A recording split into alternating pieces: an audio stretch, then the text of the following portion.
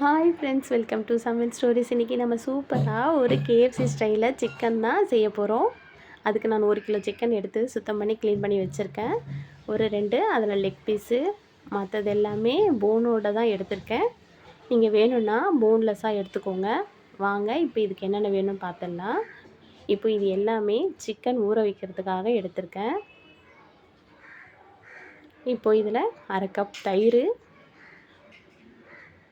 1 cup பால், 1 முட்டை அடித்து வச்சுருக்கேன், கொஞ்சம் சால்ட் எடுத்திருக்கேன், பெப்பர் பொடி, இஞ்சி பூண்டு விழுது ஒரு 3 ஸ்பூன், வெறும் மிளகாத்தூள். இப்போது ஒரு பாத்திரத்தில் 1/2 கப் தயிரை சேர்த்துடலாம், 1 கப் பாலையும் சேர்த்துடலாம். அடுத்தது அடித்து வச்ச முட்டையும் இதில் சேர்த்துடலாம்.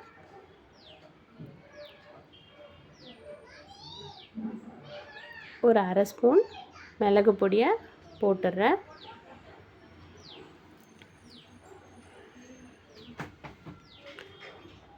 ஒரு 2 ஸ்பூன் வெறும் மிளகாத்தூள் அதையும் போட்டுடுறேன்.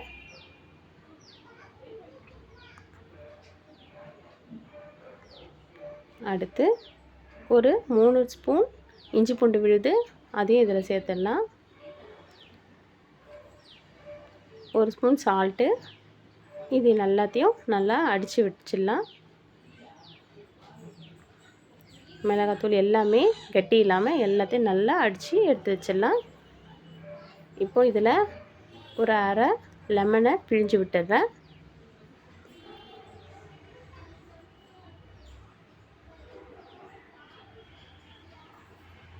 இப்போது இதையும் நல்லா கலந்து எடுத்து வச்சிடலாம். இப்போ இதில் சிக்கன் எல்லாத்தையும் சேர்த்துற போகிறோம். இது குறைஞ்சது ஒரு 2 மணி நேரம் நம்மளுக்கு ஊறணும். 2 மணி நேரத்துக்கு மேலே ஊறினாலும் ஓகே தான். இப்போது ஒரு 2 மணி நேரம் இதை நல்லா ஊறட்டும்னு சொல்லிவிட்டு ஃப்ரிட்ஜுக்குள்ளே தான் நான் எடுத்து வைக்க போகிறேன். அப்போ தான் நல்லா சாஃப்டாக சிக்கன் நல்லாயிருக்கும்.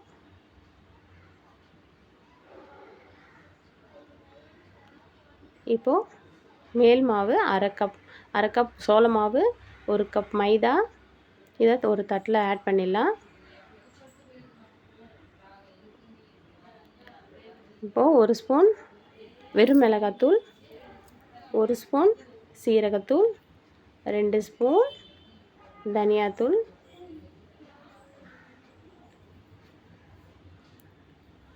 ஒரு 3/4 ஸ்பூன் அளவுக்கு மிளகு பொடி, 1 ஸ்பூன் சால்ட்டு. இது எல்லாத்தையும் ஃபுல்லாகவே பீட் பண்ணி விட்டுடலாம்.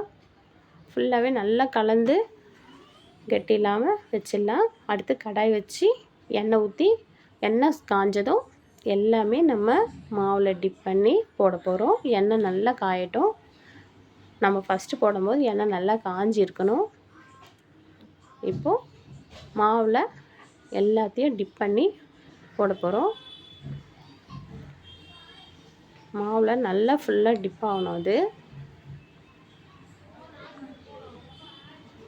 ஃபுல்லாகவே நல்லா கோட் பண்ணிடுங்க, இல்லைன்னா வெறும் சிக்கனாக தெரியும் மேலே. எண்ணெய் நல்லா காய்ச்சலாக இருக்கும்போது போட்டுடலாம்.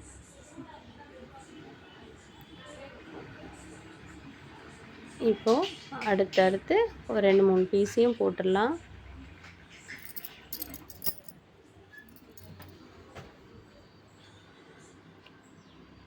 இது குறைஞ்சது ஒரு 10-15 நிமிஷம் நம்மளுக்கு வேகணும் உள்ள சிக்கனு. அதனால் கொஞ்சம் மீடியமுக்கு கேஸை ஸ்லோ பண்ணிக்கோங்க.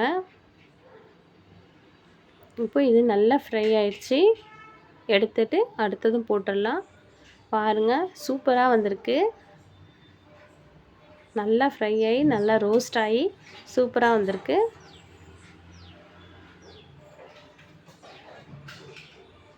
அடுத்ததும் போட்டிருக்கேன். இதையும் ஃப்ரை பண்ணி எடுத்துடலாம். போனோடு இருக்கிறதுனால கொஞ்சம் டைம் எடுக்கும். நீங்கள் கொஞ்சம் ஒரு மீடியம் ஃப்ளேமில் ஒரு 10-15 நிமிஷம் வச்சு தான் எடுக்கணும்.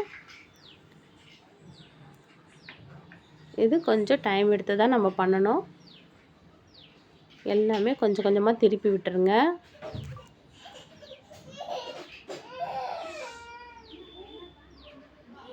இதுவும் நல்லா ஃப்ரை ஆகிருக்கு. பாருங்கள், சூப்பராக இருக்குது.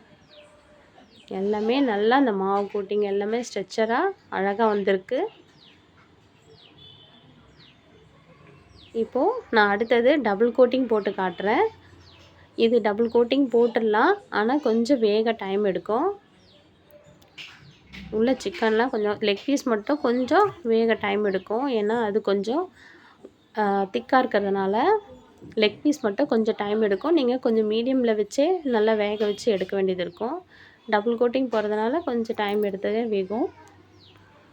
இது மாதிரி 2 கோட்டிங்கும் போடுறவங்க போட்டுக்கலாம். நான் எல்லாமே சிங்கிளில் தான் போட்டிருக்கேன். இது ஒன்று தான் டபுள் கோட்டிங்கில் போடுறேன்.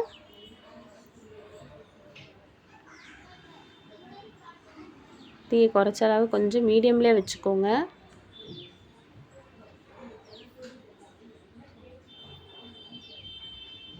இதுவும் நல்லா ஃப்ரை ஆகட்டும். ஃப்ரை ஆனோடனே இதையும் எடுத்துடலாம். இப்போது இது டபுள் கோட்டிங்கிறதுனால நல்லா ஃப்ரை பண்ணி தான் எடுத்துருக்கோம். பாருங்கள், சூப்பராக செமையாக இருக்குது. வாசனையும் தூக்கலாக இருக்குது. இப்போது ஒரு சூப்பரான ஒரு KFC ஸ்டைலில் சிக்கன் ரெடி ஆயிடுச்சு ஃப்ரெண்ட்ஸ். நீங்களும் இதே மாதிரி ட்ரை பண்ணி செஞ்சு என்ஜாய் பண்ணுங்கள். குழந்தைங்களுக்கெலாம் செஞ்சு கொடுங்க. வீட்டில் எல்லோரும் சாப்பிடுங்க. உங்களுக்கு பிடிச்சிருந்தா லைக் பண்ணுங்கள் ஃப்ரெண்ட்ஸ். கமெண்ட் பண்ணுங்கள். உங்கள் ஃப்ரெண்ட்ஸுங்களுக்கெலாம் ஷேர் பண்ணுங்கள். நம்ம சேனலை சப்ஸ்கிரைப் பண்ணுங்கள். கண்டிப்பாக நம்ம சேனலுக்கு உங்கள் ஆதரவுலாம் கண்டிப்பாக வேணும். தேங்க்யூ.